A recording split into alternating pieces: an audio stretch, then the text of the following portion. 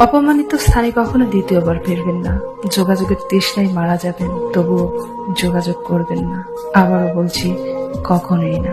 নিজের মনকে ততটাই পাথর করতে চায়, যতটা পাথর হলে মনের দুর্বলতা সৃষ্টিকর্তা ছাড়া আর কারো কাছে প্রকাশ পাবে না। আমি অল্প অল্প করে নিজেকে সরিয়ে নিচ্ছি সেই সব জায়গা থেকে, যে সব জায়গায় আমি নিজের উপস্থিতির মূল্য পাইনি। আমি গুরুত্বের লোভী, গুরুত্ব না পেলে আমি অস্থিরতায় পড়ে যাই, আর তখন দ্রুত সেই সব জায়গা থেকে সরে যাওয়াতে আমি শান্তি অনুভব করি।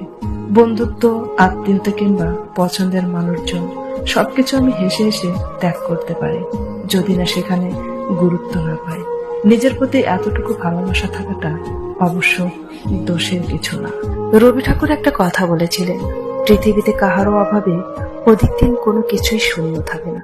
সত্যিই তো, আজ অব্দি দেখি নাই কেউ জীবন থেকে হারিয়ে গেলে কারো জীবন তার জন্য মনস্তর হয়ে গেছে, বরং সেই মানুষটার শূন্যস্থান কোনো না কোনো সময়ে ঠিকই পূরণ হয়ে গেছে, হয়ে যায়। কত ভালোবাসাবাসি, কত মনের টান, কত স্মৃতি উপেক্ষা করে মানুষ দিব্যি ভালো থাকে নতুন মানুষ নিয়ে। পৃথিবীতে সত্যি কোনো কিছুর জন্য জীবন কখনো থেমে থাকে না।